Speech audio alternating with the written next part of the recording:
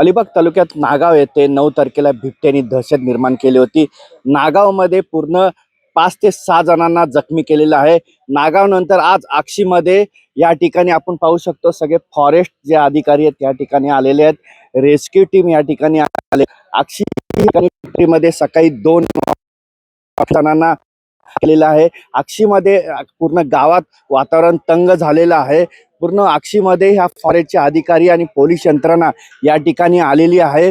आपण या ठिकाणी बघू शकतो इकडे रेस्क्यू टीम आणि पोलीस आणि गावातले लोक या ठिकाणी आलेले आहेत. आपण विचारूया 9 तारखेला नागावमध्ये तुम्ही रेस्क्यू करायला आलेलात, काय ठिकाणी काय झालेलं आहे? आता एक्झॅक्ट जर पाहिलं तर आपण ट्रँक्युलाइज करण्याचा प्रयत्न केलेला, पण काही कारणास्तव तो बिबट्या त्या ठिकाणून आपल्या हातून निघून गेला. आता आज सकाळी एका हॉटेलमध्ये काही लोकांवरती बिबट्याने हल्ला केल्याची माहिती आपल्याला प्राप्त झाली. त्या अनुषंगाने आपण वन विभाग असेल, रेस्क्यू टीम असेल, स्थानिक प्रशासन असेल यांच्या मार्फत आपण आता शोधकार्य चालू करतोय. थर्मल ड्रोन्स असतील, मॅन्युअली सुद्धा बऱ्याच ठिकाणी आपण शोध घेतोय.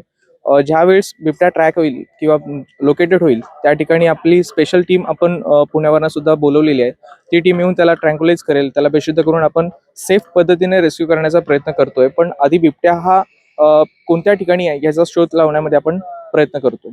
आपल्यासोबत नागावचे सरपंच आहेत.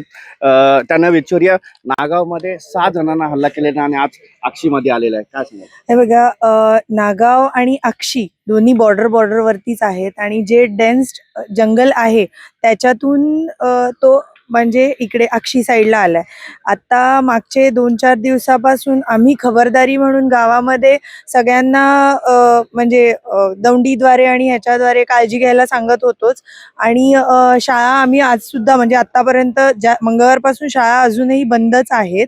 तर काल आम्ही चालू करण्याच्या विचारात होतो की आज शाळा भरवावी, पण तहसीलदार सरांच्या म्हणजे आमच्या सगळ्यांच्या चर्चेअंती असं ठरलं की आपण रिस्क नको घेऊया. तर आज कुठेतरी ठीक वाटते की बरं झालं तो निर्णय आपला बरोबर होता. कारण आम्हाला वाटलेलं की नाही म्हणजे आता पळून गेला असेल असं शंका, म्हणजे आम्ही सगळे त्या ह्याच्यात होतो. जीवन सुरळीत व्हायला लागलंच होतं, तेवढ्यात त्याने परत आज हमला करून त्याच्या असण्याचं हे दाखवलेलं आहे.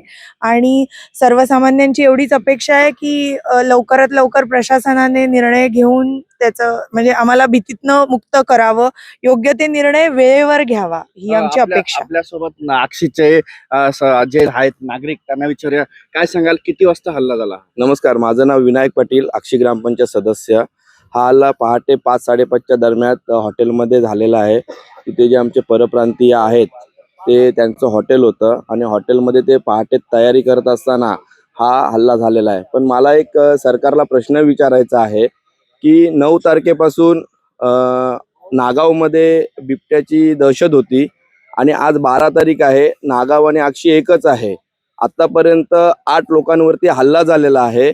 अजूनही प्रशासन, मग वन विभाग असेल किंवा आणखी कोणी कलेक्टर साहेब असतील किंवा प्रशासन असेल, अजून बिबट्याला पकडण्यामध्ये यांना यश आलेलं नाही आणि याच्यामध्ये 8 व्यक्ती हे पूर्णतः जखमी झालेले आहेत. मग प्रशासन माणूस मरण्याची वाट बघतोय का, असं मला एक नागरिक म्हणून सवाल आहे. म्हणून माननीय राज्याचे मुख्यमंत्री असतील किंवा या संबंधित खात्याचे कोणी अधिकारी असतील त्यांनी तात्काळ निर्णय घ्यावा आणि बिबट्याला संपवण्याचे निर्णय ह्या वन विभागाला किंवा या संबंधित अधिकाऱ्यांना द्यावेत आणि आम्हाला जनतेला ह्याच्यातनं सुरक्षित ठेवावं, ही अशी मी सर्व ग्रामस्थांच्या वतीने मागणी करतोय. खरंच आक्षीचे जे नागरिक आहेत ते भयभीत झालेले आहेत आणि ह्या 8 जणांना जखमी झालेले आहेत. अजून किती जखमी होतील असं या नागरिकांचं म्हणणं आहे. मोहन जाधव, न्यूज 18 लोकमत, रायगड.